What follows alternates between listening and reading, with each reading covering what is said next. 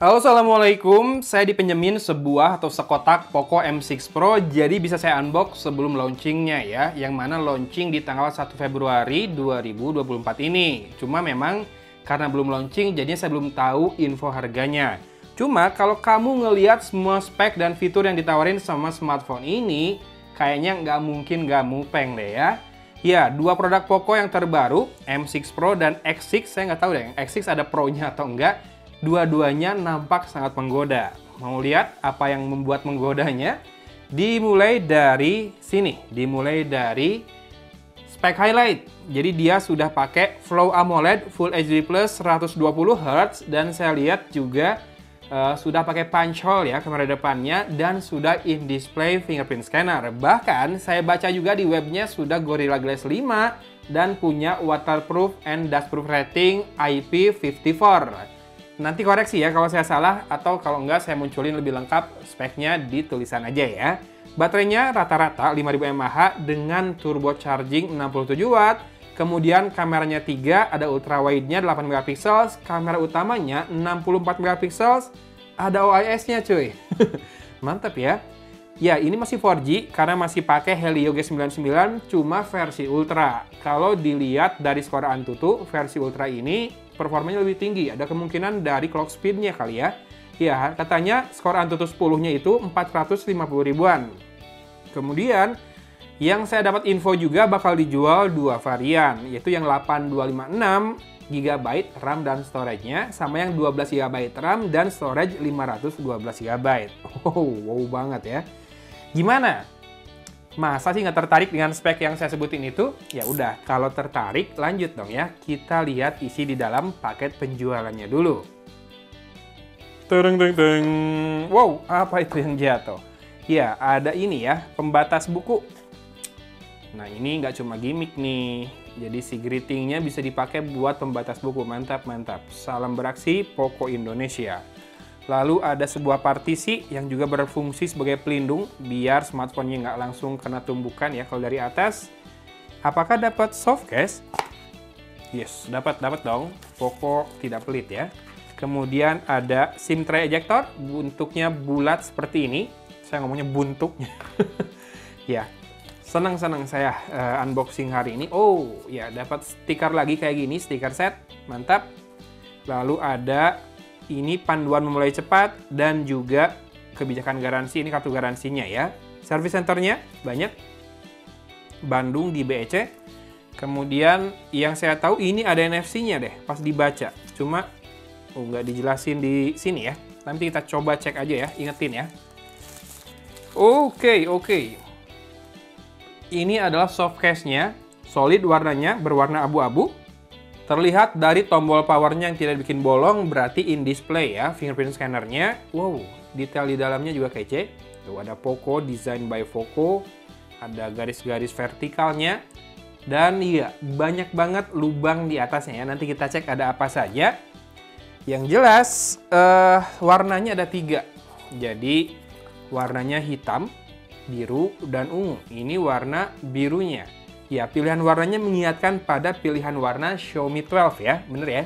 Kemudian ini dia, chargernya 67 Watt, design by Xiaomi. Outputnya di, mana ini, 5-20 volt, 6,2 sampai 3,25 ampere ya. Dengan normal output di 5 volt, 3 ampere, 15 watt. Kalau ngelihat dari besaran voltase dan ampernya, kayaknya bukan power delivery atau bukan quick charge ya. Bukan Qualcomm punya teknologi yang dipakai. Tapi nanti, saya kayaknya nggak bikin reviewnya deh. Jadi saya nggak akan coba dengan charger power delivery ya. Sorry ya. Nah ini kabel chargingnya tipe A ke tipe C. Biasanya power delivery itu pakai kabel Type-C to Type-C ya. Ini ada aksen orange di kabelnya seperti itu. Dan sudah, isi di dalam paketnya cukup lengkap ya. Overall kalau kamu beli itu nggak harus beli aksesoris terpisah. Charger, kabel ada, casing ada, dan nanti kita cek apakah ada anti gores. Ya, sudah terpasang anti gores bawaan. Bentuknya kotak dengan frame yang lurus seperti ini. Ada tombol power dan volume rocker di sisi kanan. Barusan sudah saya tekan tombol powernya. Ya, menyala Poco. Kemudian kita lihat di sisi atas. Ya, ternyata di sisi atas ini ada mikrofon kedua. Oke, bagus. Jadi harusnya ada noise cancelling ya, pas telepon sama pas perekaman video atau perekaman audio. Ada infrared blaster juga tetap. Speaker grill yang atas biar stereonya lebih seimbang ada, dan juga ada jack audio 3,5 mm. MIUI. Yang saya baca dia katanya udah dapat HyperOS. Mungkin nanti pakai software update ya. Iya. Dari spec sheet yang didapat untuk Indonesia harusnya udah HyperOS, sementara di web global memang masih MIUI 14. Sisi bawah kita lihat ada mikrofon, port Type-C, dan speaker grill lagi. Yang ini kosong ya, biasanya ini dipakai buat SIM tray. Nah ini SIM tray-nya tetap di kiri. Desainnya lugas, tegas, dan juga apa ya? Kalau dibilang unik sih enggak. Zaman sekarang desain udah pada gini semua untuk frame.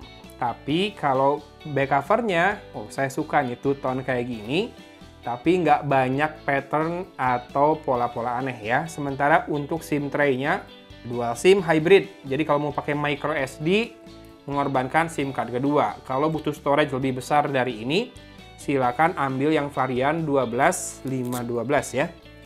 Oke. Seperti ini penampakan dari back covernya. Kamu bisa lihat kalau kameranya ya lumayan menonjol ya dibandingkan dengan back covernya yang sangat lurus ini. Wajar karena yang salah satunya itu punya OIS ya. Ini kamera utamanya punya OIS, ini lensa ultrawide 8 megapiksel sensornya, dan ini lensa makro dengan sensor 2 megapiksel ya. LED flashnya 1, dan saya ngerasa ada kemewahan tersendiri nih di lingkaran-lingkaran kameranya. Jadi ada detail-detail yang menawan. Mudah-mudahan bisa kelihatan di kamera di sini. Ya, 64 megapiksel OIS Poco, ini yang warna birunya. A few moments later. Oke, sudah masuk ke home screen. Barusan sih munculnya MIUI 14 bener ya. Tapi kita cek aja sekalian. Saya mau cek dulu. NFC ada ya. Oke, untung nggak lupa. Alhamdulillah, NFC ada. Kemudian kita cek di About Phone. About Phone-nya di sini.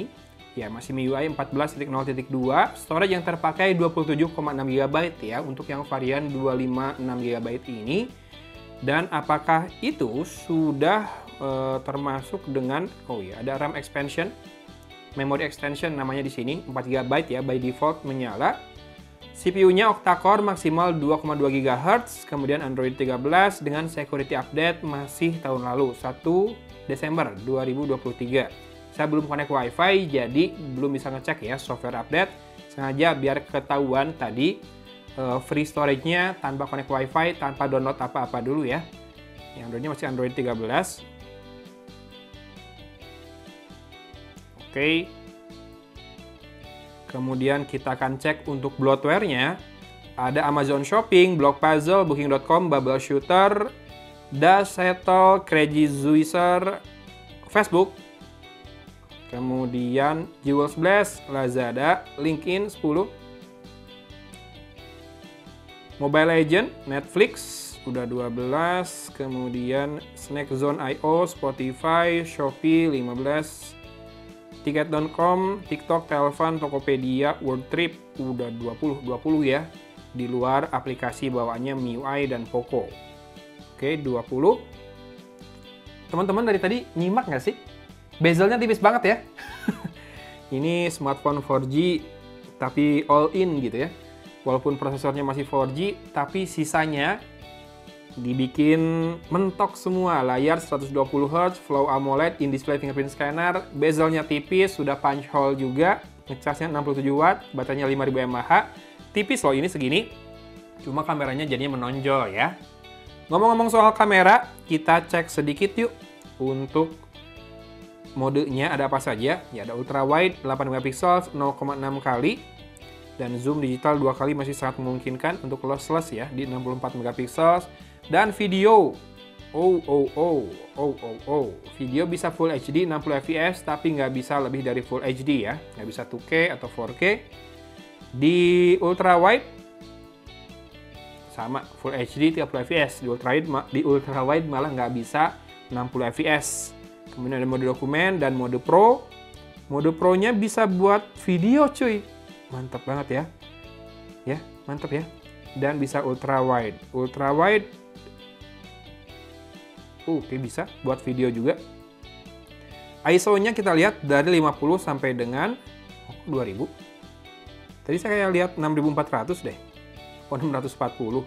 ISO-nya dari 50 sampai 2000 ya. Tidak terlalu luas, biasanya kan sampai 3200, ada yang sampai 6400. Kemudian ini shutter speed dari 1/4000 sampai dengan 30 detik. Oke, ini panjang. Sisanya ada white balance dan fokusnya bisa manual. Oh, I see. Itu tadi lensa ultra wide. Coba, iya, lensa utama itu ISO-nya bisa sampai 6400. Sorry ya, shutter speed sama shutter speed bang. Dan yang lensa utama fokusnya bisa dibikin manual. Kalau ultra wide kan fix fokus biasanya kan. Oke lah, mantap. Bisa pro video mode ya. Handphone 4G, mantap pisan. Makro di sini biasanya kalau MIUI, ya, makro di situ ada voice shutter, watermark dan lain-lain. Watermarknya settingannya oke, bisa di film frame. Coba lihat watermarknya. Oke, di bawah kayak gitu ya. Poco M6 Pro hitam dengan tulisan kuning. Jadi beda dari yang Xiaomi Mi 13T yang ada Leica-nya itu. Oke. Kemudian bentar, kita belum ke kanan, ada portrait, night mode, dan more. Ada 64 megapixel, high res, panorama, short film, long exposure, time lapse, slow motion, dan edit. Oke, itu adalah mode kameranya. Sebetulnya saya penasaran sih pengen pakai smartphone ini. Cuma kayaknya ini bakal cepat dibalikin lagi ke Poco ya. Karena memang antrian untuk akhir Januari sampai awal Februari lumayan padat kayaknya. Gimana teman-teman? Mau dibahas lebih dalam nggak? Boleh komen ya. Kalau rame saya pertimbangkan deh. Iya, karena saya harus pilih-pilih. Di antara waktu yang tersisa untuk keluarga, untuk yang lain-lain, ya harus pilih-pilih ya, kira-kira harus efisien, kira-kira mana konten yang bakal sebanding gitu, effort sama resultnya, entah itu views dan lain-lain ya. Tapi overall ini smartphone yang sangat menarik sih, tinggal tunggu harganya 1 Februari. Poco M6 Pro, birunya kece, yang ungu juga kayaknya bakal kece ya. Saya pernah pakai soalnya Xiaomi 12 yang biru dan yang ungu. Two tone-nya mantap, cuma ya itu tuh udah rada bekas jari, udah kelihatan. Paling kalau ditambahkan dengan soft case-nya, penampakannya jadi seperti ini. Soft case-nya tidak dibuat per warna sepertinya ya. Satu untuk semua, abu-abu tua untuk yang hitam, biru, dan ungu. Ini buat yang biru, kombinasi dengan abu-abu kayak gini. Gimana, tetap kece nggak? Tapi kalau desain saya suka banget, termasuk bezel layarnya yang tipis banget dan juga vibransi layarnya. Asli ini AMOLED yang sedap dipandang. Oh bentar, karena ini AMOLED saya jadi mau ngecek satu hal deh. Always on display ya. Always on display-nya ada. Always on display. Yes. Oke, ketemu akhirnya satu hal yang sedikit disayangkan dari smartphone ini. Always on display-nya nggak beneran always, jadi nggak bisa di schedule, nggak bisa beneran always, tapi cuma 10 detik setelah tapping. Flow AMOLED-nya entah batasan hardware atau gimana ya. Yuk, kita coba apply saja dan matikan sebelum kita tutup videonya. Ini dia always on display-nya. 10 detik harusnya dia sudah mati lagi. Ini nggak saya apa-apain, saya diemin. Apakah sudah 10 detik? Oh ya, akhirnya mati juga. Paling kamu nyalain gesture ya, biar nggak usah tekan tombol power terus waktu mau nge-scan layar, jari kamu di layar, sorry. Ya, tapi scanningnya cepet kok barusan. Oke, mantap. Tinggal tunggu harganya ya. Itu aja unboxingnya dan komen, harus dibahas lebih dalam atau enggak. Oke? Hatur nuhun, dari Kota Cimahi, Agun pamit undur diri. Wassalamualaikum warahmatullahi wabarakatuh. Semangat banget kan?